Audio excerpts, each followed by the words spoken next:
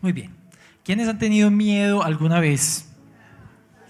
Yo no, yo soy muy valiente, yo nunca he tenido miedo de nada, jamás en la vida.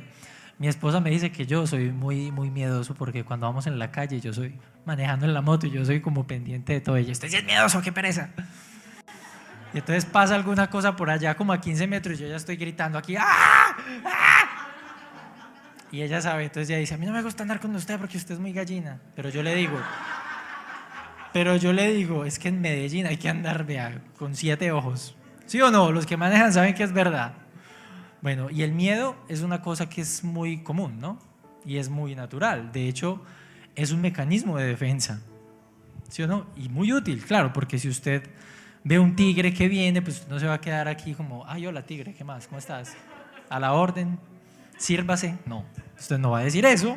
Usted va a buscar huir, va a buscar montarse a un árbol, alguna cosa, va a buscar escapar de eso que le genera ¿qué? Miedo.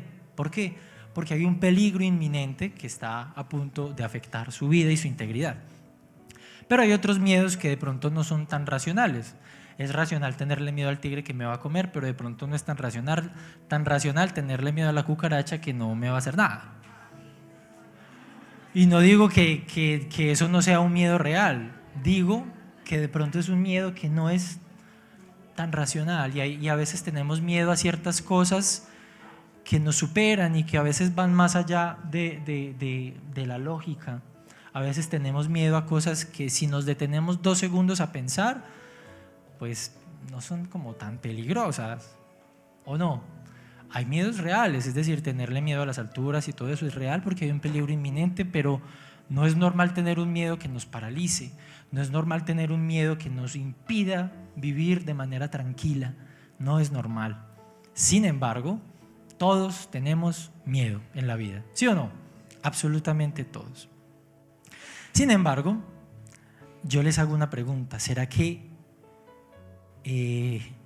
podemos tener miedo de Dios? No, yo no estoy diciendo temor, aunque temor también, pero en términos de miedo. ¿Ustedes qué piensan? ¿Será que podemos? ¿Será que es posible? ¿Será que es factible? Pues yo les digo que no estoy hablando, como decía ahorita, escuché por allí, como de ese temor reverente del que se nos habla tanto, no. Estoy hablando de un miedo real, de un miedo real. Mucha gente lo ha experimentado y cuando leemos la palabra nos damos cuenta que en nuestra condición humana, de hecho, es como una expresión o una, ¿cómo se dice? Una manifestación también normal de algo que nos supera. Y no de algo como una cosa, sino de alguien que es el santo de los santos. Por eso quiero hablar hoy acerca de miedo a la santidad. Y quisiera hablar un poquito acerca de esa palabra, ¿no? Yo creo que en el ámbito cristiano es muy común hablar de lo santo. Y en el ámbito religioso es muy común, claro, hablar de que esto es santo, que hay unos lugares santos, que hay unas cosas santas. En la misma palabra de Dios se nos habla que había en el tabernáculo, en el Antiguo Testamento, muchos objetos que eran considerados santos, que los sacerdotes también eran santos, que el pueblo mismo de Dios era santo y que la iglesia misma es llamada santa, que Cristo es santo y muchas cosas santas, pero la pregunta es, ¿qué es santo? A veces no sabemos qué significa realmente ser santo. Podemos pensar, santo es solamente portarse bien. El que se porta más bien y es así perfecto, ese es santo. Ese es un santo. No es que ni lo toque porque ese es como un santo, este se cree muy santo, etc.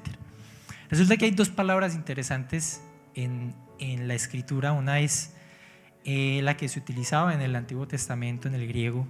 La palabra es kadosh, que según el estudio de palabras del Antiguo Testamento significa atributo a todas esas cosas que de cualquier manera conciernen a Dios o su adoración. También nos habla de algo sagrado, algo libre de mancha de vicio, de idolatría y otras impurezas y cosas profanas. O sea, todo lo que tenga que ver con Dios es santo.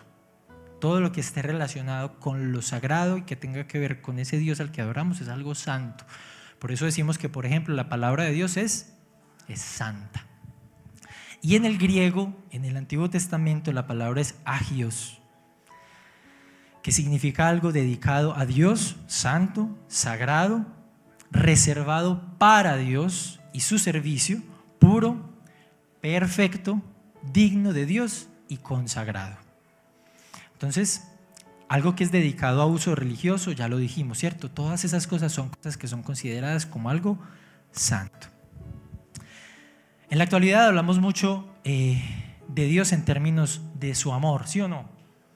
Es una de las cosas que más hablamos en la iglesia. Dios es amor, y es verdad, es uno de sus atributos.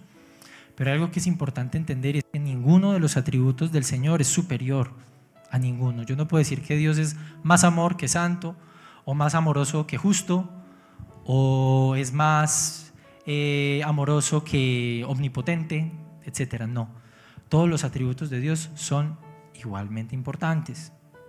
Pero es muy interesante ver que en la revelación de la Escritura, Dios no se revela primero como un Dios amoroso, sino que se revela antes como un Dios santo, antes que amoroso.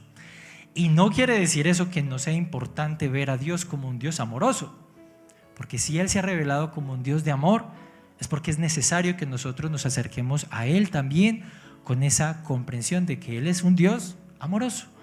Pero primero, también es necesario que entendamos de Él su santidad, porque fue de las primeras cosas que Él reveló a su pueblo.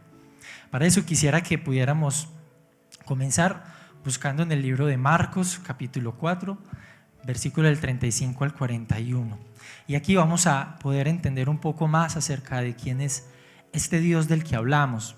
Y no estoy hablando del Dios del Antiguo Testamento, de ese que uno ve y uno dice, ay no, qué miedo ese, que se revelaba por allá en esa nube y esos truenos y de todo, y temblaba la tierra y caía candela y que la gente se chambuscaba y de todo. No, no estamos hablando de ese.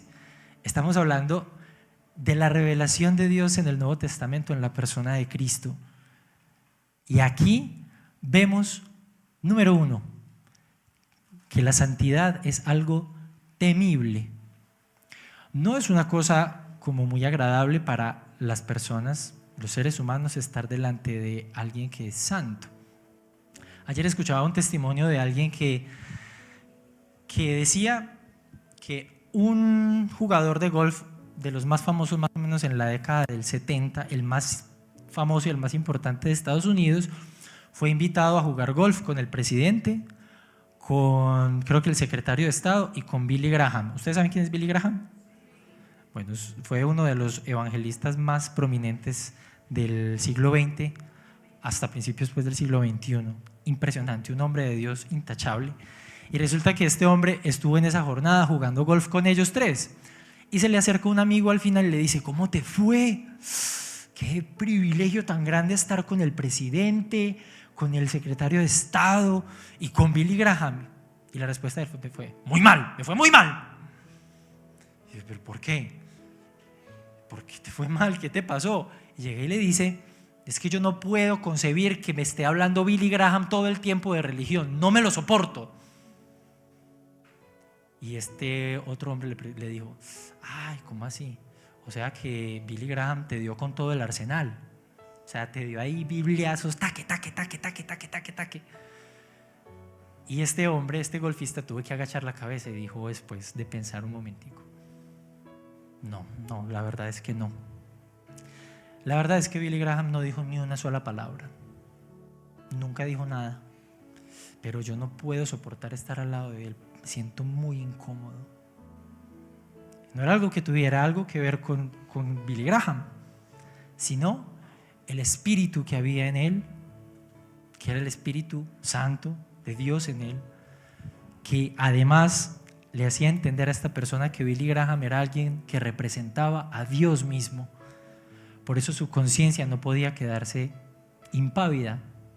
Por eso muchas veces cuando venimos a un recinto como este y digamos es la primera vez, podemos sentirnos como que no nos sentimos muy bien o no nos sentimos muy cómodos. Y no es porque la gente aquí sea muy buena o muy santa. Bueno, somos santos porque el Señor nos santifica, pero no por nosotros o porque nosotros seamos extraordinarios o extraterrestres o quién sabe qué, sino porque aquí hay algo diferente. o hay alguien diferente, es porque la presencia misma de Dios hace que el ser humano por sí mismo no se sienta cómodo en un lugar donde Él está presente. En Marcos capítulo 4 del 35 al 41 dice, esta es la versión, la nueva traducción viviente, dice: al atardecer Jesús dijo a sus discípulos: crucemos al otro lado del lago. Así que dejaron a las multitudes y salieron con Jesús en la barca, aunque otras barcas lo siguieron. Pronto se desató una tormenta feroz y olas violentas entraban en la barca, la cual empezó a llenarse de agua. Paremos ahí, imaginémonos la historia. A mí me encanta empelicularme. Cuando uno le enseña a los niños, uno se tiene que meter en la película porque si no, los pierde. Y con los adultos también, hay que meterlos en la película porque si no, se duermen. Entonces, imagínense que ustedes han ido a Guatapé alguna vez, a la represa, muy chévere, qué bacano, o al mar, a hacer un recorrido, no sé qué, muy bacano. Pero ¿qué pasa cuando uno empieza a ver como que esas olas como que se empiezan a poner como muy grandecitas? Y claro, uno tiene el chaleco y toda la cuestión, pero si se empieza a meter el agua, o sea, métase conmigo en la película. Usted está en Guatapé y empezó a llover la cosa más aterradora, con granizo, con de todo, y usted ve que esa barca está así, y que eso se va a hundir y que el agua entra y entra y entra, y usted con los zapatos o con lo que sea tratando de sacar un poquito de agua a ver si, y nada, y el agua, y dele, y usted qué es lo primero que dice: no, nos morimos, ya Señor, recógeme.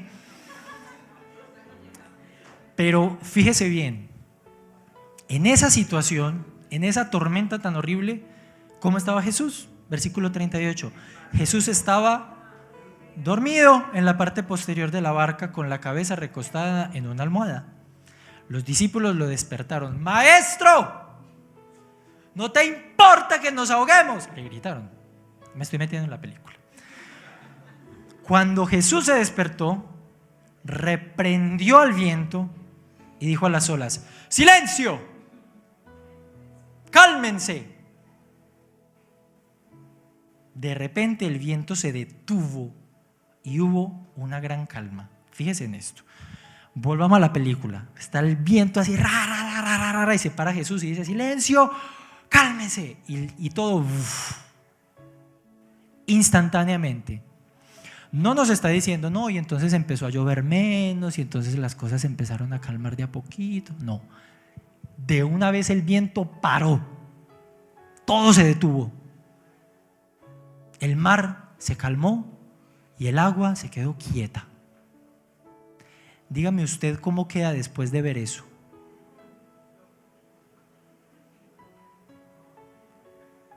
O sea, si usted no queda con los ojos, como dice mi esposa, fruteados, si usted no queda boquiabierto después de ver esa cuestión, usted está a punto de morirse en un lago y llega y le dice al lago y a todas las cosas: cállese, y se calla.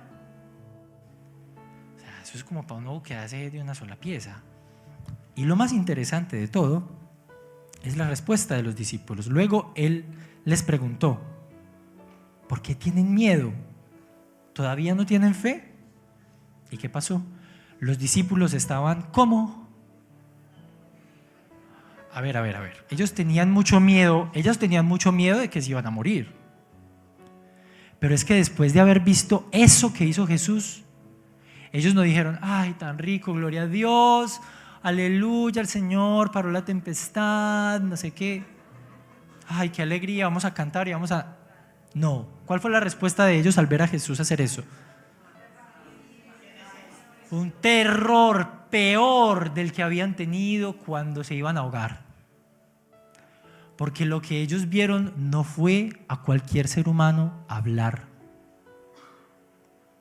Ellos vieron la manifestación misma de Dios, del Dios del universo, enfrente de ellos, mandándole al viento y a la tempestad que se callaran, y le obedeció.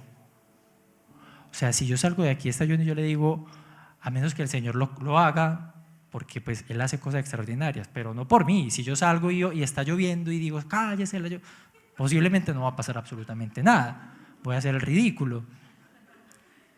Pero es que el que estaba hablando aquí no era uno como ellos, era otro distinto, otro diferente.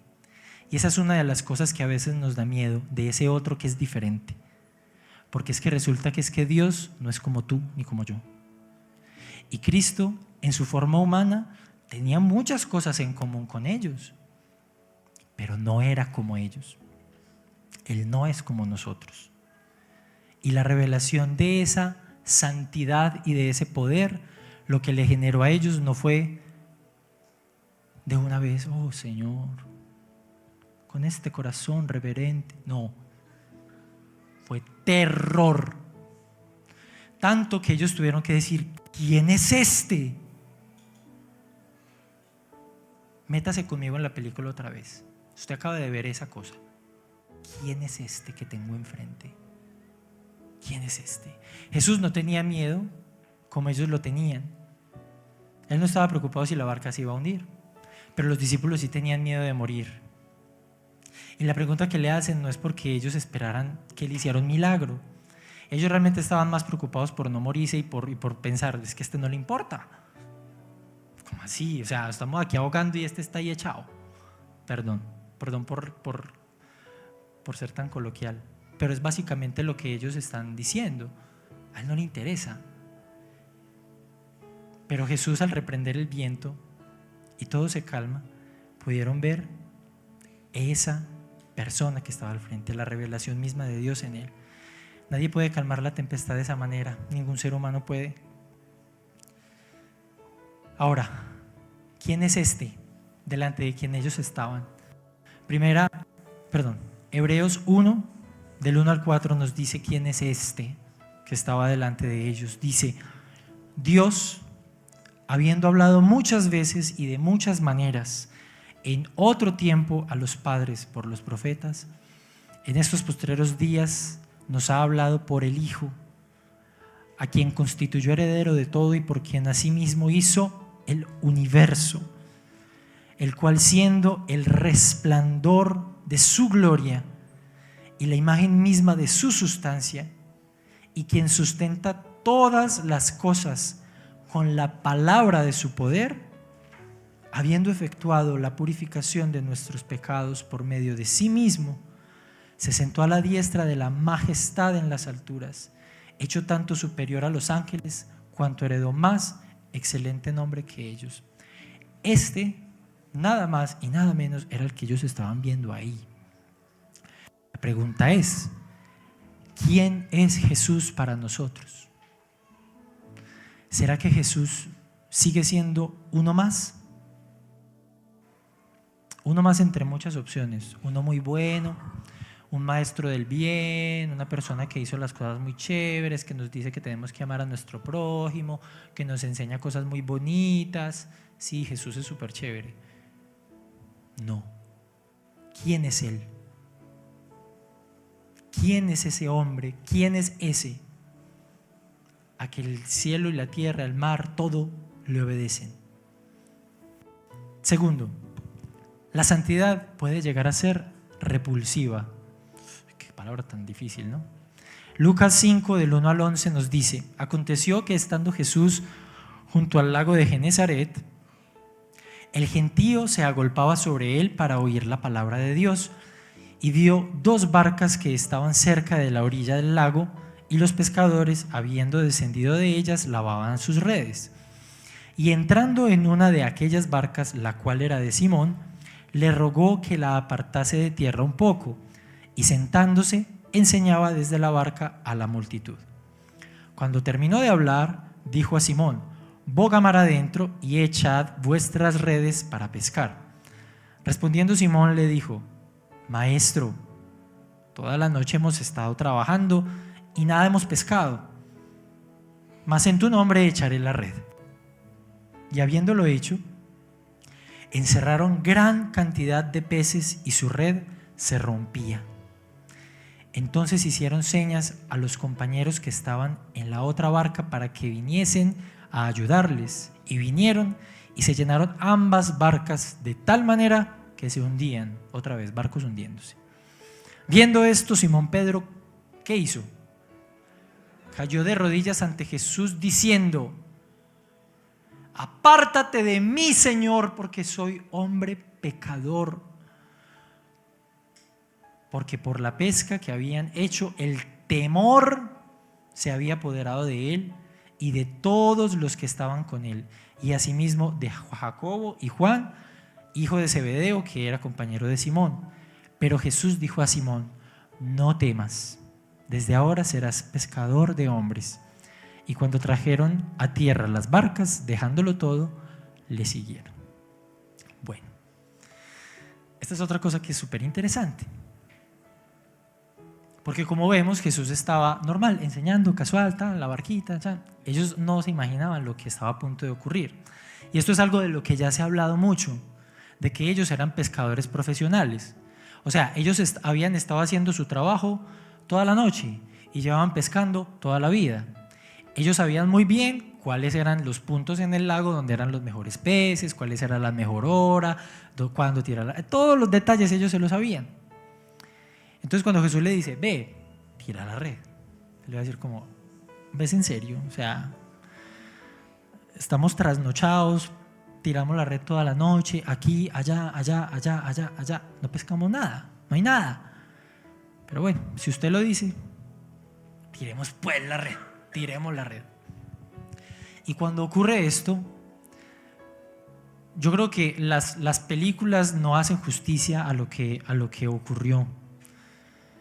Yo creo que es muy difícil uno poder meterse en el corazón de una persona que pudo vivir estos acontecimientos. O sea, verlo por ahí en el cine, en las series y todo esto, no creo que le haga suficiente justicia. Porque es que ver la cantidad de peces y peces y peces y peces y peces que salían cuando no había absolutamente nada, eso es una cosa que tuvo que haber sido muy impresionante. Y volvemos a la cuestión: cuando Pedro vio esto, lo que dijo no fue: aleluya, gloria a Dios que nos proveyó, hizo este milagro maravilloso. No. ¿Cuál fue la respuesta de Pedro? ¿Será que le dijo: apártate de mí, por favor? Si no, con terror en él: no, apártate de mí. ¿Por qué? Y no solamente eso, él le dice una palabra que es muy importante. Le dice: apártate de mí, Señor. Él no le está diciendo: apártate de mí, maestro, apártate de mí, rabí, como si fuera solamente el maestro bonito, ungido, tal. Él es el ungido y es el maestro, pero por sobre todo él es el Señor. Y esa palabra Señor aquí es kurios, que es el Señor soberano, ungido, el amo, el Cristo, dueño y Señor de todo. Él estaba reconociendo que ante la persona que estaba no era cualquiera, era Dios. Y él sabía que al estar delante de Dios, él no podía permanecer en pie porque era un pecador, podía morir. Entonces acercarse a Dios de esa manera, entendiendo quién era Él, era importante. ¿Por qué? Porque él solamente pudo comprender la pecaminosidad de su propia vida cuando se presentó Cristo delante de él y se manifestó. Antes él no había dicho que él era un pecador, pero él reconoció que era un pecador porque Cristo se manifestó a su vida. Nadie se lo tuvo que decir, él no tuvo que llenar una lista de pecados. Él no tuvo que hacer absolutamente nada. Fue la revelación misma de Cristo la que le trajo convicción de quién era Él realmente, la que le hizo entender su condición más profunda, más lamentable y más miserable. Pero, ¿cuál fue la respuesta de Cristo al ver a Pedro, a Simón allí, reconociéndose a sí mismo delante de Él? ¿Cuál fue? No temas. Y no solamente eso, lo invitó a venir a Él. Porque es que resulta que esa santidad de la que nosotros estamos hablando no es una santidad que Dios tiene para mantenernos lejos. Nosotros somos los que queremos estar lejos de Él. Adán fue el que quiso estar oculto de Dios. Pedro fue el que le dijo a él: quítate de aquí, quítate, vete. Pero Jesús no le dijo a él: me voy, porque eres tan indigno de mí. No. ¿Qué fue lo que le dijo Jesús? No temas, sígueme, ven conmigo, seamos amigos, seamos cercanos. Sí, lo mismo ocurrió con Adán. Por eso Dios le preguntó a Adán: ¿dónde estás? No le preguntó dónde estás para poderle tirar un rayo y acabarlo.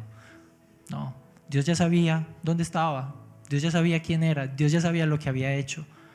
Pero le preguntó dónde estás porque quería que Adán se acercara a él. Y él ya se había acercado a él. Por eso Dios se acerca a nosotros primero, para que nosotros también nos acerquemos a él, en la condición en la que estamos, como quiera que estemos, porque él ya lo sabe. Él ya sabe dónde estás. Él ya sabe quién eres. Él ya sabe que eres un pecador como yo.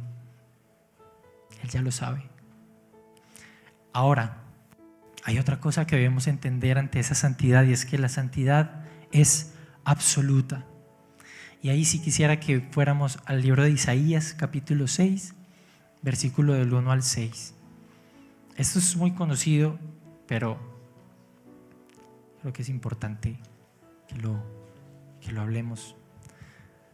Dice: en el año que murió el rey Usías, está hablando el profeta Isaías, vi yo al Señor sentado sobre un trono alto y sublime, y sus faldas llenaban el templo.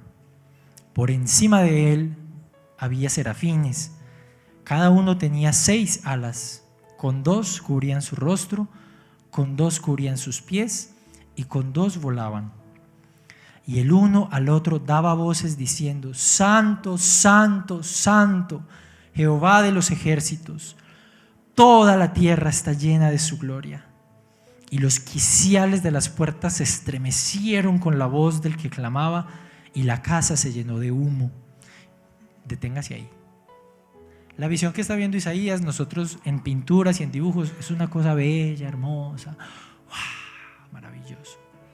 Pero es que resulta que lo que él está viendo es una cosa que es aterradora.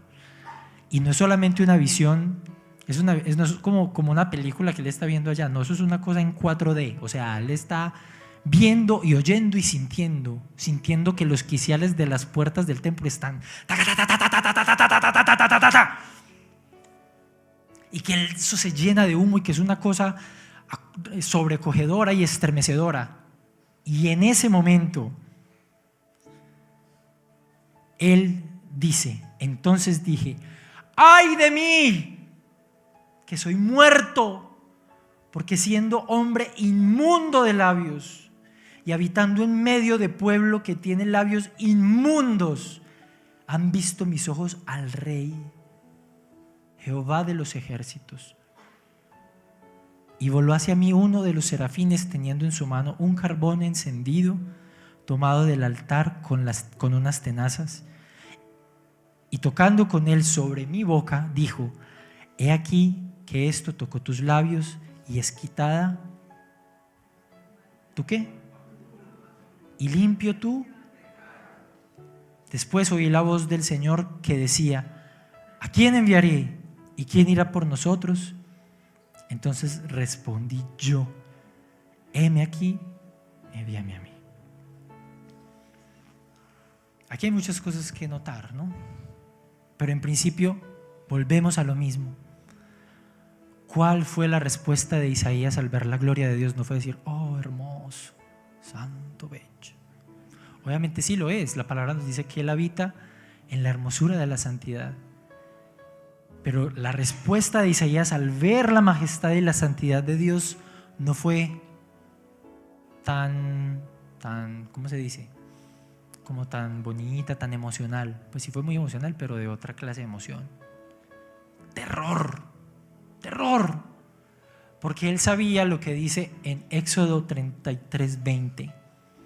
Dijo más: no podrás ver mi rostro. Está hablando Dios con Moisés. No podrás ver mi rostro, porque no me verá hombre y vivirá.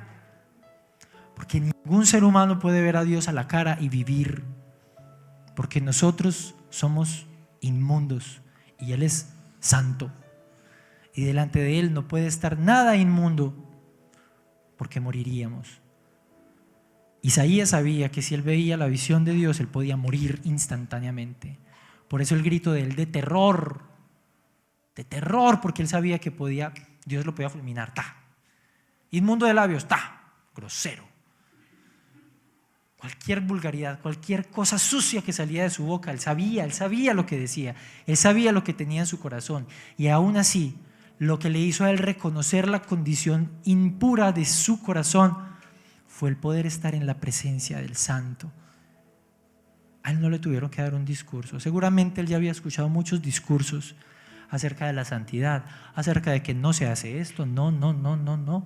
Él conocía los mandamientos muy bien, como todos nosotros los conocemos muy bien. Y aún así, era un hombre inmundo de labios. Y nosotros conocemos los mandamientos y tal vez en muchas cosas todavía somos permisivos en nuestra vida. ¿Por qué? Porque el conocer la ley no es lo que me hace a mí santo. Eso no es lo que me santifica, porque puedo conocerla y aún así vivir una vida inmunda. Pero lo que me hace a mí santo es poder entrar en relación con ese Dios santo y poder reconocer que yo soy un pecador. Porque cuando Isaías pudo reconocer su condición ante Dios, nuevamente Dios no le dijo: pecador, te vas a morir. ¿Qué hizo? Limpió su pecado, lo limpió. Isaías no tuvo que hacer más sino reconocer su condición ante el Santo. Solamente eso.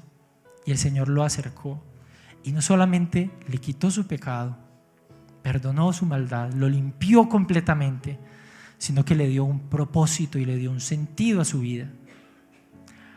Le dijo: ¿quién irá por nosotros? Y él dijo: aquí estoy. Él pudo aceptar ese llamado que Dios tenía para él porque pudo primero reconocer quién era ante él.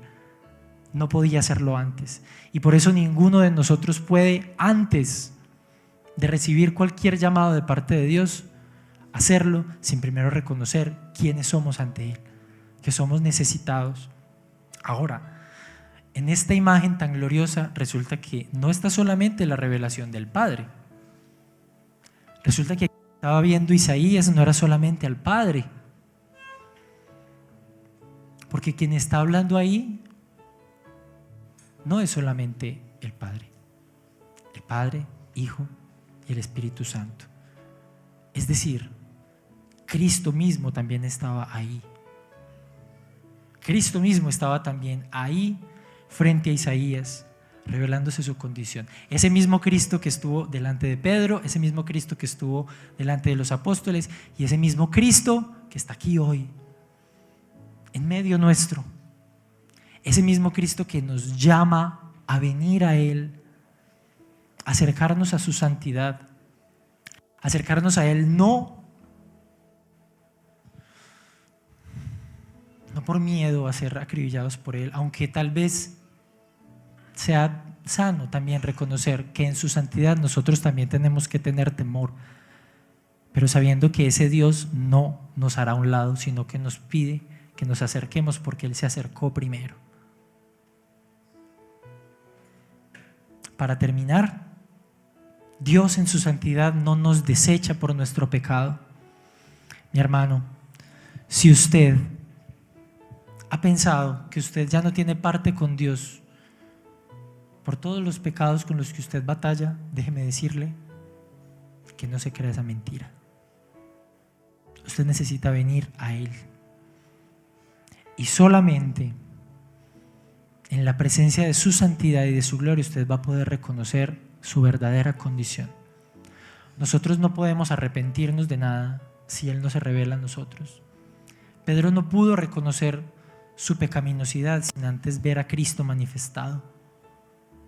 Nadie puede reconocerse a sí mismo como pecador si Dios mismo no se revela a Él. Y Dios quiere revelarse a tu vida hoy. Él quiere revelarse a tu vida hoy, pero no quiere revelarse para acribillarte ni para aplastarte por tu pecado. Él quiere manifestarse a tu vida para limpiarte. La santidad de Dios es lo que es, pero también es para nosotros. Él quiere también compartir su santidad contigo. Él quiere santificarte. Y Él te santifica y quiere hacerte santo, pero necesitas venir a Él. La santidad de Cristo es algo que debemos reconocer. Debemos acercarnos a Él con la conciencia de quién es Él, que no es uno más, que es el santo de los santos, que es absolutamente Dios, que es temible, que es poderoso, y que eso nos hará comprender en realidad quiénes somos nosotros delante de Él.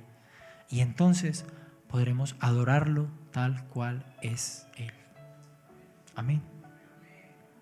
Quisiera invitarlos, mis hermanos, a que estemos de pies.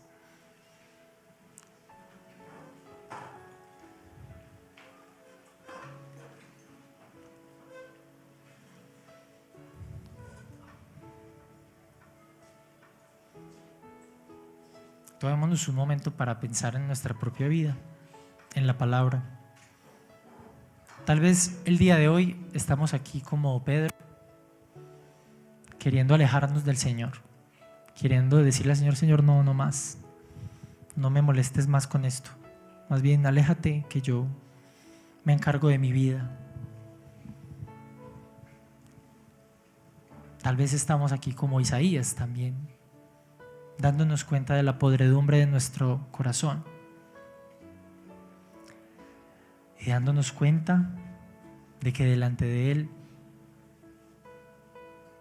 no tenemos nada. Pero hoy delante de Él tenemos a un Cristo vivo que nos llama a estar cerca de Él a pesar de nosotros, y que está aquí para perdonarnos. Dice la palabra de Dios que si confesamos nuestros pecados, Él es fiel y justo para perdonar nuestros pecados y para limpiarnos de toda maldad.